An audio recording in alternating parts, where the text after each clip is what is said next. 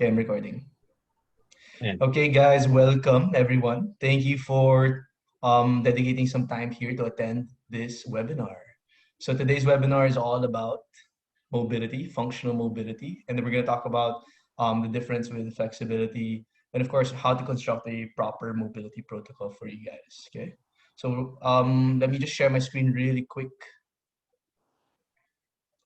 And,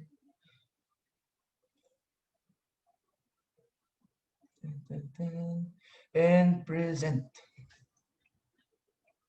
Oops. Okay. Can everyone see my screen? All right, guys. Okay. So,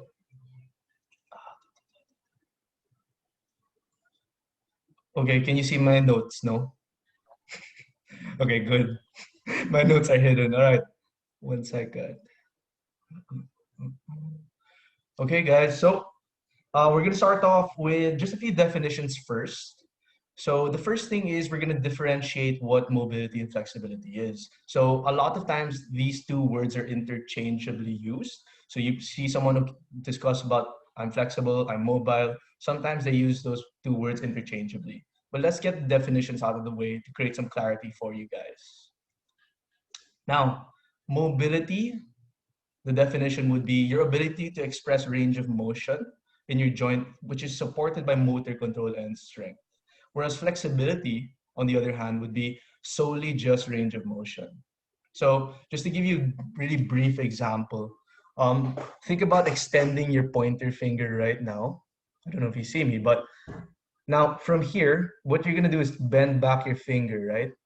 So if you notice there, you've created range of motion in your finger, okay?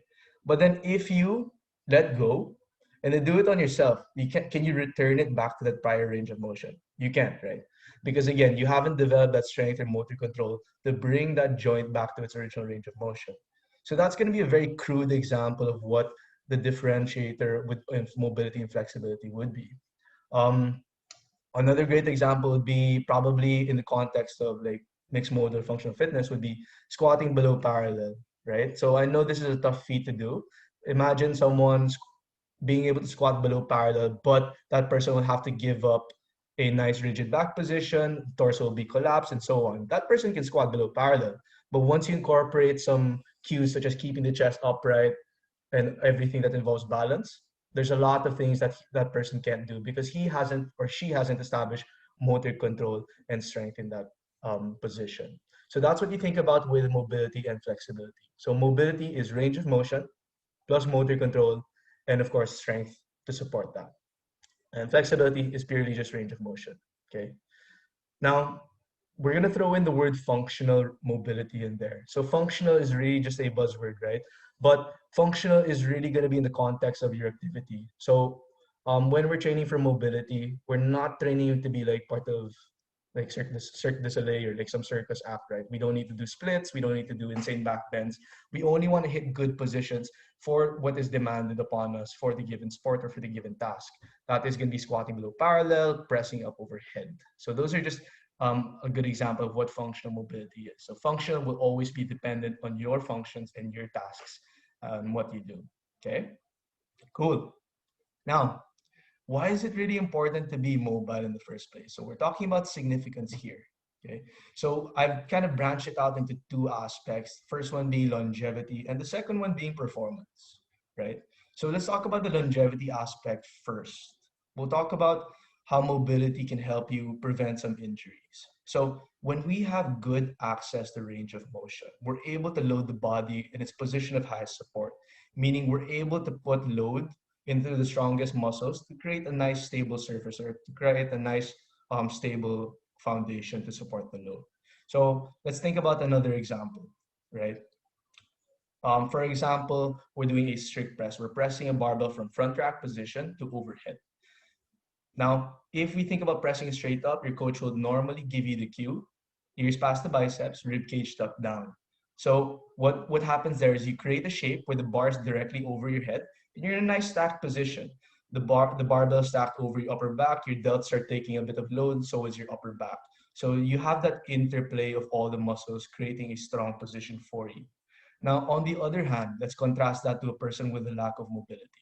You press up overhead and you're unable to hit that head through position. The bar is a bit in front of you. So I know you guys can picture this on your own, right? So when that happens, the bar is in front. It's only like the front delt taking the brunt of all the load there.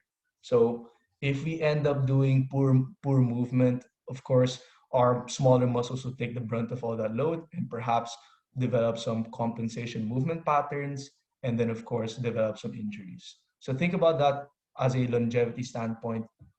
Getting better positions and better range of motion will allow you to be safer also as you do that certain exercise. Another example of like a bad or lack of mobility would be like hyperextension also of the upper back. Same thing when let's say the person does not have enough shoulder range of motion, that person may tend to lean back just to kind of give some slack there and create more range. So again, developing compensation movement patterns, which may lead to overuse and potential injury. So let's frame it that way. Okay. Now, second, there's always going to be the performance standpoint, movement economy. So movement economy is all about energy expenditure in your movement. You want to be as efficient and proficient as possible so that every single rep that you do, you don't have to spend as much energy. So having proper range of motion allows you to get into good positions to support the load properly so that you're not overly exerting to hit a proper position. So I'll give you a good example. Okay, so this is going to be very in the CrossFit type of sense. So I'm not sure if you remember the open workout with Rich Froning and versus Jason Kalipa. It was 13.5, and then the workout was two movements, thrusters and chest to bar pull-ups. So Rich Froning is notorious here, or he's very known to move well. So throughout the workout, rep number 1 until his last few minutes, those reps look virtually the same. So the way he was executing it, he was in the thruster, his front rack position was dialed in, his torso was upright in the bottom of the squat. Everything looked pretty seamless. So on the contrast, rather, Jason Kalipa, Jack dude, but then not really the best mover, right? Yes, on the first rounds, his front rack position was good, his thruster was okay. But towards the later rounds, you could see him on the bottom of his squat and the thruster. You could see him get into his toes. His elbows were dropped down. His upper back was rounded. And when you're in that compromised position, again, compensation happens. You're transferring a lot of the load to the weaker muscles, the upper back, the lower back. And again, you're recruiting more muscle units, fatiguing a bit more. So think about it that way. Range of motion allows you to hit better positions. Hence, you will recruit less muscles to perform the given task, and you won't expend as much energy. So that's going to be the performance side of the importance of mobility. So I hope I gave you some clarity there on the importance. So longevity and of course performance. Just to add on the performance, if for the CrossFit competitors out there, of course we need to satisfy some standards, and having ability to squat below parallel, head to the window, and all that is very important if you're a competitor. So that's another highlight there. Okay. Next slide. Now, we've already discussed and contrasted mobility and flexibility. And then we now dive deeper into what is going to be the common prescriptions for the lack of mobility. So let's say your muscles are tight. Some person might recommend, hey, you should do ROM WOD or Go WOD. You should just lie on a ball and roll it out for 2 minutes, do foam rolling, and do static stretching, which are good, right? These are fairly good. You do these movements, you do these activities, you do create some range of motion. But then what really lacks here is the range of motion that you create doesn't really last. It's very temporary. You stretch all you want, but then after a few hours, you kind of feel tight again. So I'm sure this happens to a lot of us. It happened to me also. Like I would subscribe to ROM WOD, I'd do all the stretches, it'll feel good, yet my positions weren't really improving. So my range of motion that was temporarily created through stretching, soft tissue release, and all that was not reinforced nor retained. Okay, so these are good methods, but again, very limited as well. So now let's discuss on what really works.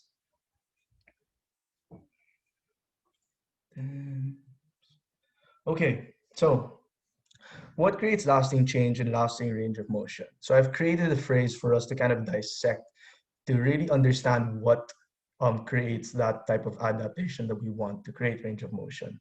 So we need a variety of strong and enduring stimuli to force adaptation. So there are a couple of operating words there that I want you guys to understand. We have three down there at the bottom, formed in an equation: variation, load, consistency, and slash persistence.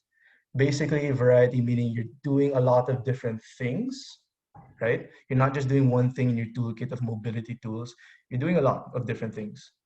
Second would be um, a strong stimulus, meaning you're putting yourself under load within the given stretch or within the given movement. Third would be consistency, time under tension. Okay, so I'm not sure if you guys are aware of the SAID principle, which is going to be specific adaptation to impose demands. So I want to give an example again. Let's say the demand for us in our training would be being able to squat below parallel with an upright torso with sound technique, right? So every single time we do that, we're signaling our body, okay, this is the demand. We need to do this. So what our body will do in turn would be, okay, I'll give you some range of motion in the hip. I'll give you some range of motion in the ankle to remain more upright. I'll also develop some muscles in your quads just so we can produce force on that weight.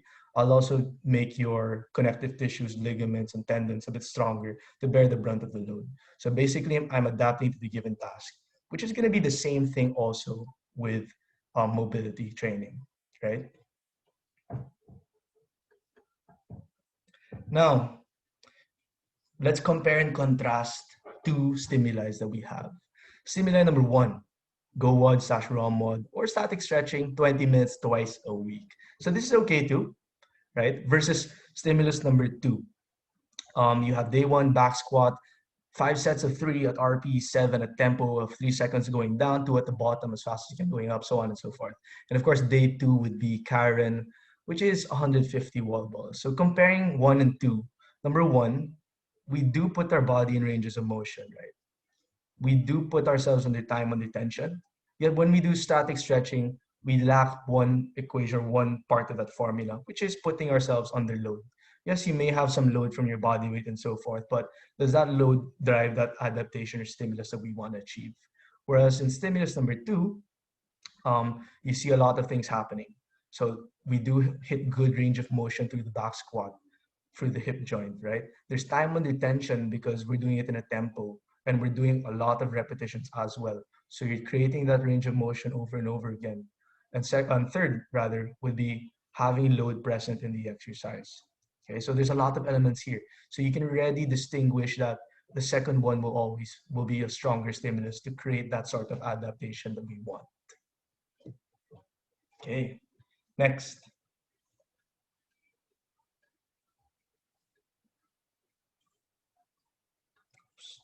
Oopsies. Okay. Any questions, guys, before I move on further? Good? Okay, cool. So now let's talk about forms of mobility restrictions. I think there's a really big misconception with mobility in the sense that when people feel like they're tight or they can't hit good range or they're unable to like extend their arm and so on and so forth, they think that it's really the muscle that's limiting them. They think like their muscles are in a knot, it's a rope and all tied up together. But really, your muscles just stretch and contract with the command of your brain. So what on a like a top or higher level view, your brain is actually commanding the muscle to move and shape itself to that current form. So hopefully in the next slide, I can clarify a bit further. So I want you to disassociate the muscle as being the limiter here and more of the mind. So there's going to be a more neurological standpoint and more of like a central nervous system aspect here. Okay, so we have two forms of restrictions. One is going to be tight and the other one is going to be short or lack of range of motion. Now, the first one, if we're thinking about tight muscles, so let's come back to the example that I provided earlier on with the 2 days of squatting and doing Karen and 150 wall balls, right? Guaranteed your legs will blow up and feel super sore the next day, okay? So the next day you wake up, you're unable to like, it's hard to squat down, it's hard to move. I'm sure we felt that already from all of the squatting that we've done.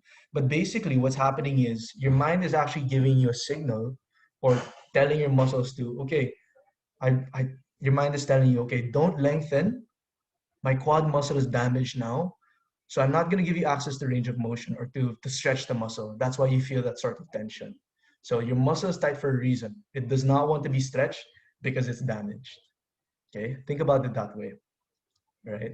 Now, so what's happening really there is your mind is telling you that signal, and what's happening is there's going to be a low grade contraction happening in the quad area.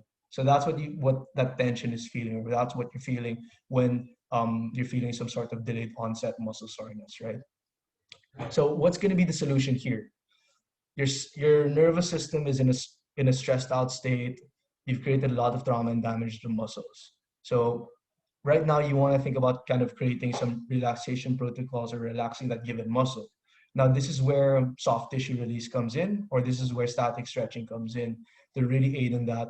And when you kind of roll your quad out, or you lie down on a foam roller, lie down on a tennis ball, lacrosse ball, you feel a sort of release happening, right? So basically you're creating that relaxation on the given muscle, and you're giving yourself um, or you're returning back to normal range of motion because you've removed that low grade contraction.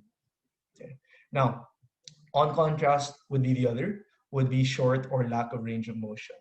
So again, let's think about that athlete who has lack of shoulder range of motion here, who's unable to get ears past the biceps, this position, right? So is it really the muscle that's wrong here? Or is it just the mind telling that person, okay, you haven't developed that range of motion, you can only stay until that position, okay? Because anything further is new range of motion for you that you haven't mastered, right? That this anything past that range of motion is going to be a weak spot of yours. So basically your body's keeping you safe and not giving you access to that range of motion because it wants to protect you, right? So it won't let you stay there because it's a weak range of motion. We always say a new range of motion is a weak range of motion. That's why if you think about injuries happening, a lot of times injuries happen at end ranges of motion, right? It doesn't really happen like midway. So if you think about end range of motion, that's where most of the injuries occur. And with that thinking, you can really structure how to think about creative access pieces or supplemental exercises for you. You can do like overhead carries, end range of motion drills, and all that stuff, just so you stay more resilient. So that's going to be the premise there. It's your mind really limiting you because it wants to protect you, right? It wants to protect you. So what is going to be the solution to this like short or lack of range of motion? For this, we need that stronger and more enduring stimulus that we kind of look for here. So that's going to be pails and rails, which we'll talk about in a bit. That will also be CARS, controlled articulate rotation, load-bearing movements plus mental cueing. So let's discard first pails and rails and CARS. But when you think about load-bearing movements and mental cueing, just think about, let's say, your coach comes in or you're doing a front squat, you're squatting down and up, and then your coach tells you, okay, Mo, let's bring the elbows a bit higher on that front rack position. So you're in a loaded movement, the coach just cued you mentally and you brought the elbows up. Okay, so you practically gave yourself and taught yourself to create more range of motion there, right? So that's a very good example. Next. Now, I want us also, before we think about already identifying the points of like what is tight, so on and so forth. So I want you to think about your body as a system, right? It's all a web of interconnected tissue. If you pull on one side, the other thing moves as well. So sometimes people think like, my back is a bit tight. I stretch my back. Is this okay? But then if you kind of review and take a higher level view, let's think about the athlete who has very tight ankles and who's unable to get into a bottom squat position or who's unable to keep an upright torso. The athlete will squat down, chest is super dropped, the back, you're almost in a good morning position. The low back is taking a lot of the force of the load. So you can already see there that it's not really the low back that's like tight there, or it is, but then it's contributed primarily by that lack of range of motion in the ankle. So you really want to think about working in that ankle. So before you even think about making a protocol, let's think about your body as a whole and a system, and really think about what your limitation there is or what is moving dysfunctionally, right? Now, constructing a mobility protocol, right? So this is where actually we can piece things together. We have a three-step process on what really tries to drive lasting change here when we want to think about creating active range of motion. We have three steps. The first one would be relax. The second one would be stretch. The third one would be reinforce. So on the right side would be a sample, but let's talk about these steps on a deeper level. So the first thing that we want to do is really try to relax the muscle. When we think about relaxation drills or like exercises, this is going to be the foam rolling or soft tissue release. So that's going to be the first part, the latter trap release, right? Now the second one will be stretching. This is where the static stretching comes in. Let's do a wall shoulder opener, pushing the head through the window, tucking the rib cage down, and all that. Really forcing flexion of the shoulder without hyperextension, T-spine, and all that. Okay, so that's going to be step number two, right? We've already added some relaxation, and then we also already stretched it out via the static stretch. So at this point, we've created range of motion. Now, people will stop right here, right, and be like, okay, I've gotten a few inches here and there. But then the next thing will be the most important one is from that range of motion you've created, you want to reinforce that and retain it. So you do that by doing load bearing movements that involve a lot of like control. So my example here is going to be a wall handstand hold. You're putting yourself under a lot of load, yet you're still in control of your body. The second would be a tempo overhead squat, 3 seconds on the way down, three at the bottom, three on the way up, 1 second on top. So that is going to be, I'd say, like the magic formula in creating a mobility protocol to actually create lasting change. So relax, stretch, reinforce, and retain. So on the right is a sample. Okay. If you've noticed, actually, in the Home Plus, we do some sort of similar thing. There's always going to be this formula here. So every Thursday, we do more of that active recovery or a sequence that we do targeting a specific area. So if you kind of look back, you'll see, oh yeah, the formula is here. You see that relax, stretch, and reinforce, right?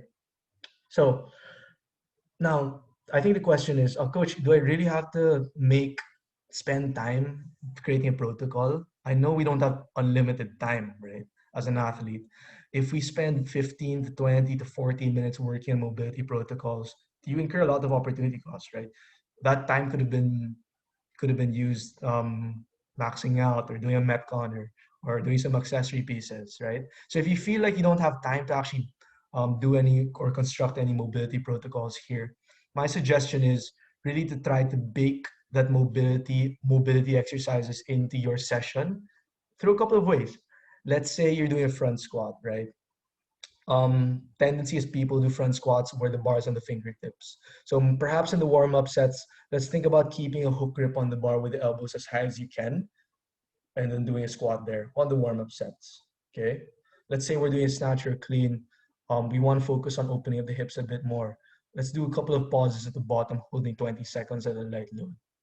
Right. So I think you guys see the theme there. You want to try to bake these concepts into your session. Okay. Now, let's talk about some special drills. So I just wanted to kind of enlighten you guys with these new drills that sound really fancy, but they're very, the execution will be very simple. Okay. We have two here. Oh, sorry, three. You have CARS, which is controlled articulated rotation, and of course the two progressive angular isometric loading, and then regressive angular isometric loading. So very fancy words, right? But the premise around here is you're taking your jointed end range of motion, right? And then in that end range, you want to build a contraction, and that contraction will tell your body, okay, tell your mind, okay, I'm in the end range, I'm contracting as hard as I can, I'm showing control over this range of motion. Once you give that signal to your brain, you'll be like, okay, your brain will be like, oh, Jules has control over this range. Let's give him a bit more range. Okay, then your body will loosen up and give you more access. So remember, what really restricts you is your body is preventing you from hitting that range because it wants to keep you safe because you're unable to demonstrate control. But once we do these techniques, this is where we're able to signal to our brain that we are in control and give us more range, right? Okay, now this is when we are actually going to do some drills. Okay. All right, guys, how's everyone doing before we move on to over to the drills? Okay, cool. So here's what I'm gonna do. The first drill we're gonna do is the pails and rails contraction, right? So it's gonna be the same concept, bringing your joint to end range of motion, doing contractions. So I'm gonna make Coach UG be the demo person for this movement. So I want you guys to pin Coach UG's screen right now while I go over what the movement is. Okay, hopefully you pinned his screen, right? So what we're going to focus on this drill is going to be the ankle joint, because again, we see it a lot that the ankle is going to be the limiter in terms of getting an upright torso when we do any squats. Okay, so remember those two things, pails and rails contraction, right? First thing we're going to do is bring the joint to end range. Okay, we're going to create some dorsiflexion there by bringing the knee forward into like a low dragon position, right? So at this point, this is max range of motion for Coach Yuji right now. Now, once we're here, we're going to maintain this angle. We're not going to move, right? Next thing we're going to do is the pails contraction, right? The cue here is we're going to think about ramping up the contraction and driving that foot on the floor or towards the floor. You want to make a dent on the floor. You're not going to lift your heel up, but you just want to think about contracting here. What's happening right now is Coach Yuji is contracting his calf super hard. We're going to hold here for around 20 seconds. So right now he's at 190% to 100% effort on this contraction. You don't see it because, again, we should keep the heel down. This is the pails contraction.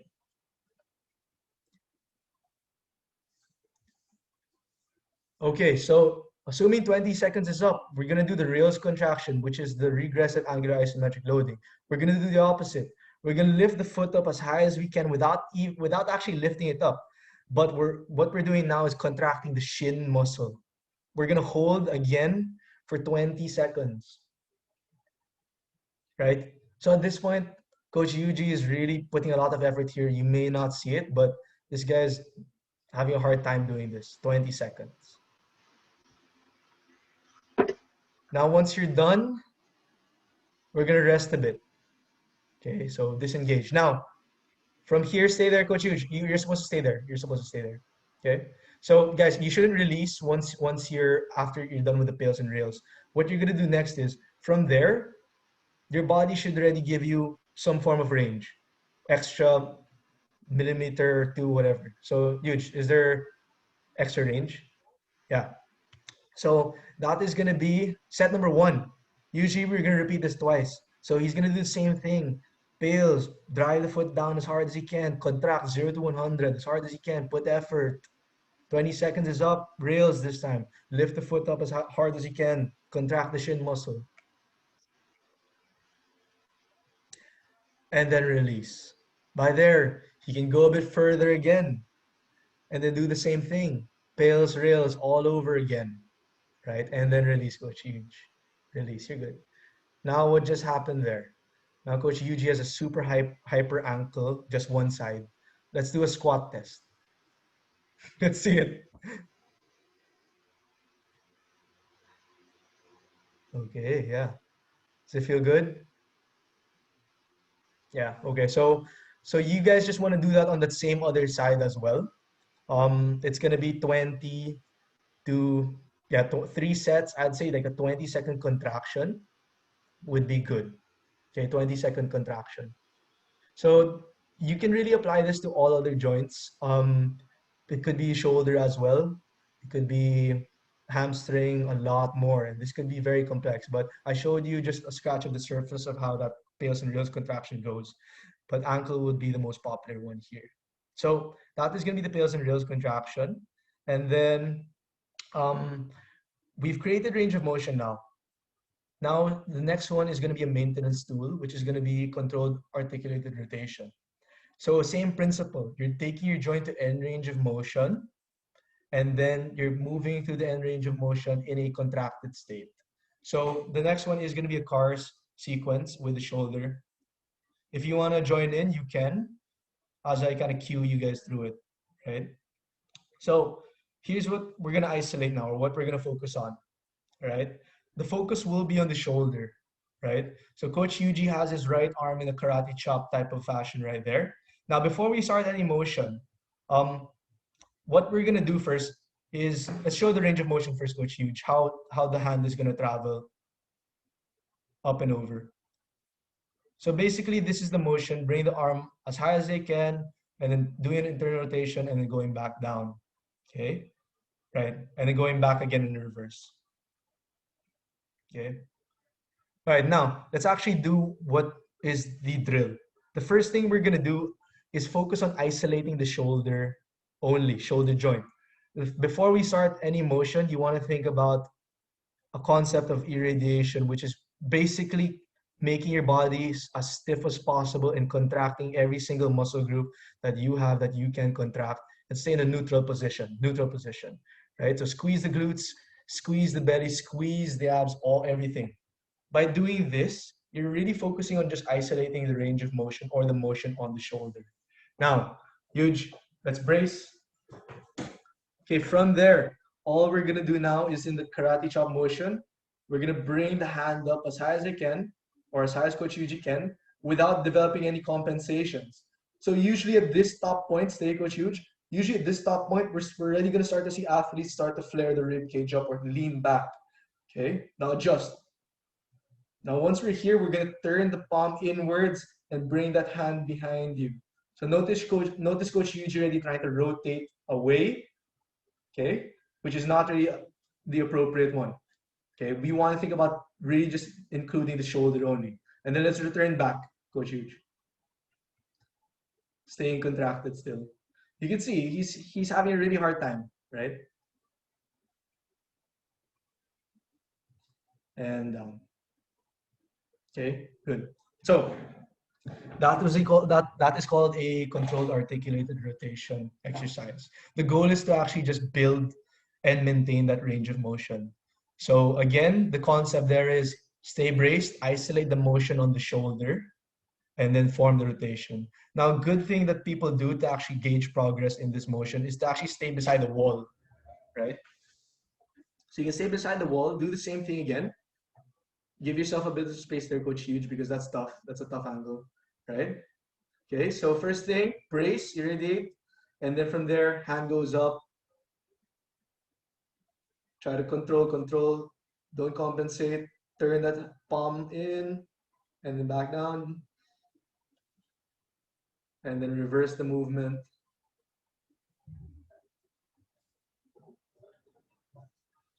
And then done. All right, cool. So a lot of range of motion was maintained during that exercise. But guys, when you do this exercise, you want to make sure you're doing it in a pain-free range of motion. So if you feel any like sharp stabbing pains, that means you just compress the joint a bit too much, and you need to give yourself a bit more slack there. All right. So those are my concepts for you guys. That is called the Pales and Rails contraction. For the cars, how people structure it, it's usually done as a sequence. Usually people do it first thing in the morning. So they do a checklist. You can actually start with the neck first, and then all the way cascade down to the arms and to the lower body. That way you're able to preserve range of motion in your joints. So this is very good in maintaining range of motion. Okay. All right, guys. So that marks the end of my presentation. Hope you guys learned a thing or two here and new techniques to add to your arsenal of like mobility tools to help develop you as an athlete. Okay, that Pales and Reels is really a good one. It's super good. So this point, if you have any questions, feel free to unmute and yeah, ask away questions that you have.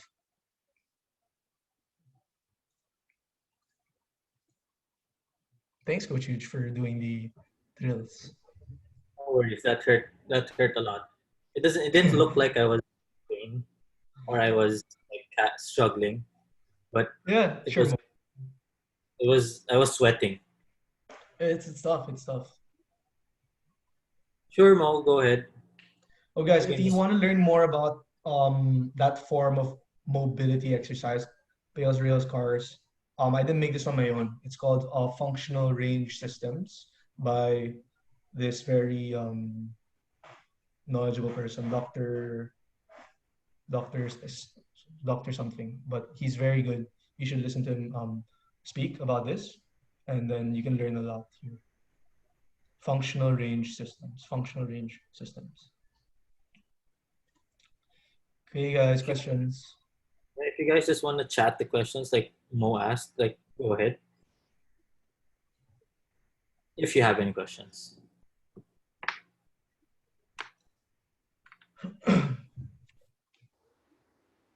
Maybe you guys have like problem areas or problem movements that is hard for you to get into. If you want to ask like us, the coaches who are here, for any tips for you guys. Oh, and Alain is here, by the way. So Alain is like the master of mobility. Yeah. You can ask him straight away. Ah, okay.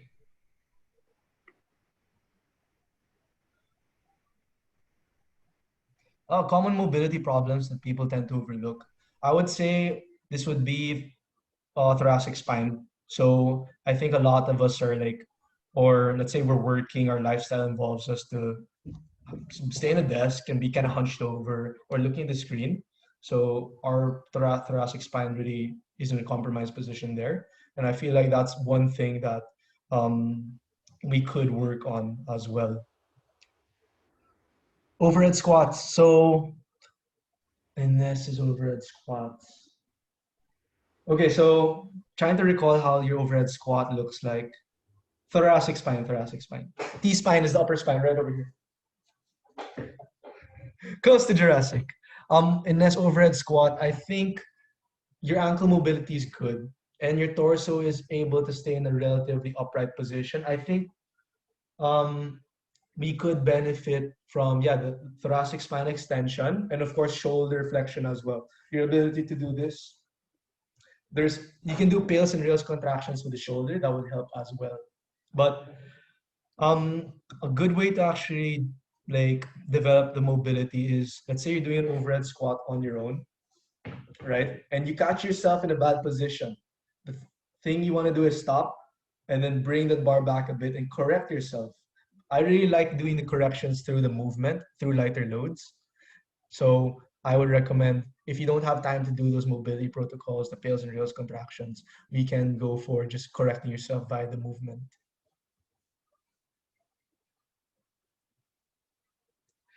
More beneficial to have a dedicated day for mobility, spreading it into smaller sessions. Tough one, but yeah, that's actually a tough one.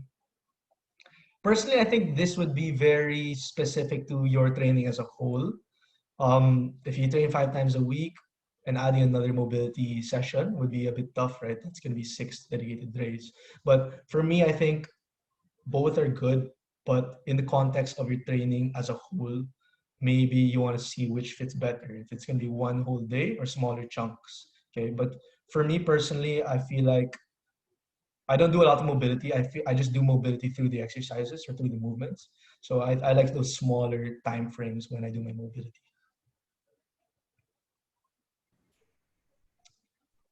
If I can just add into that, Yeah. with I'm guessing. Um, with regards to if you have the time, as what Coach Jules said, and it's not your training day, then you can. And if it makes you feel better and relaxed, maybe you can go for those static stretches or yoga. And then like add mobility sessions as what Coach Jules discussed, like that protocol, that stretch, relax, stretch, and then reinforce right before your workout. So that is to also activate the muscles that you need and to incorporate into that workout. So those small short sessions can be before your workout, and then those longer sessions if you have the time post workout or on your non-training days. Yep. for Carla, how should we add mobility training to our workout schedule? Yeah, definitely for rest days, you can add that in. But you want to, I think that the important thing here is the structure of your mobility protocol. So again, that three-step process of relax, stretch, reinforce, and retain. What we did earlier. I don't know if you caught that. That's three-step process.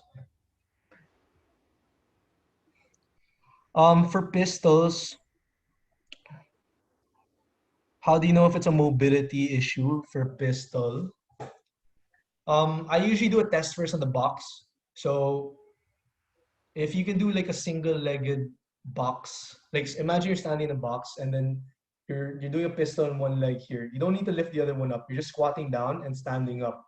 If you're able to hit full range of motion while you're standing on top of a box, just like go low and then stand up, definitely your strength is not limiting you there. But if you put yourself away from the box and you do a pistol now, right? And then you feel like your heels are lifting up, then we think that there's probably going to be a mobility issue there, whether it be hamstring or a bit of the ankle, which is most common. So you can do the box test first. If you can kind of squat yourself down with a single leg and then stand up from there, you definitely have the strength. But then can you actually do it with a lifted opposite leg? Like this, right? For muted hip issues, so inability to fully extend the hip. So number one again would be, again, it should be done through your training. Meaning, if you could take like videos from the side of you doing a deadlift or like a squat, I would think about first, maybe you can just give a bit more extra range. Let's say give a bit more lockout. Once you've kind of trained that or kind of reinforced that in your mind, perhaps that will solve the muted hip issue. But then if you want additional stretches, muted hip, it's gonna probably come from, yeah, do the three-step process. The static stretch there would probably be something like a couch stretch where the hip flexor is the one that's targeted. So you can do couch stretch first, 90 seconds per side, and then think about doing like a deadlift there or like a hip thrust type of motion to reinforce that.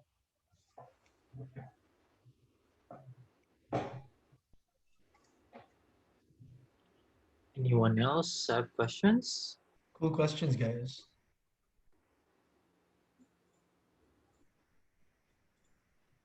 Well, what else? What else are the common mobility issues? With overhead squats with Ines' problem, just my input on that. Sorry if I make it. I think that he likes to reinforce or mobilize using the movement itself. I a good exercise that you can actually practice, even with just a PVC pipe or an empty bar, is your SOTS press. That means staying at the bottom of the squat with your snatch grip. Stay as upright as you can, heels down, then pressing that overhead back here, trying to maintain control on every rep. I think that will help you a lot on that overhead squat as well. Yeah. I think based on Ines's overhead squat, from what I remember, it's more of like when she squats down here, she'll end up like bringing the bar forward here, right? And then the bail will come forward. Okay, so what we have to do is remove the speed. Once we're squatting down and we feel that slight shift forward, we'll just make the correction, pull the bar back a bit, and then continue. Right? So I think it's more of just shoulder, yeah, like shoulder flexion there, and awareness of where the bar should be. Okay. All right. I think everyone is. Everyone good?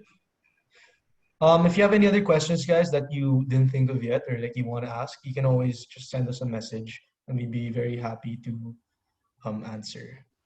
Okay. So I think we're gonna wrap this up. Thank you guys for joining me. I hope you learned something there, if it was just a bit. If you need like a copy of this presentation or if you wanna kind of ask me questions on the concepts I discussed and talk about it on a deeper level, you can always reach out to me. I'd love to share an idea there.